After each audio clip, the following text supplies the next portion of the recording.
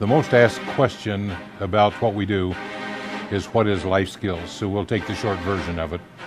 Life Skills was developed to be a program that teaches us what we should have learned in a balanced, functional home from birth to 18 to 21 years of age. Since there's no manual to raise children, every family leaves something out. I would call it a self-parenting type of program. So it's good for parents learning how to parent their children. It's good for people that have not been parented properly. And we do trace our dysfunctions back 2 to 3 generations and see where they come from. So we break what's called the repetition compulsion, or the cycle of the family type of issues that go from generation to generation. That if I'm wounded in childhood and my development freezes, it's called arrested development in our program. In mental health, it's called fixation.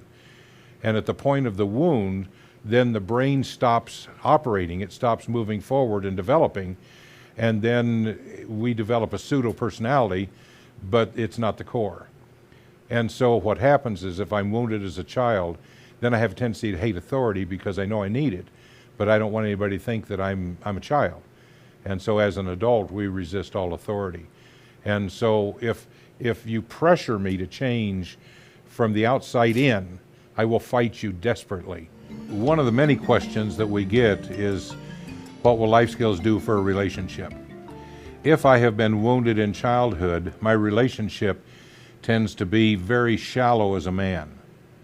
And for a woman that's been wounded, she desires more than she's getting, but she feels unworthy to have a good relationship because she's flawed and defective because of the wounds of childhood.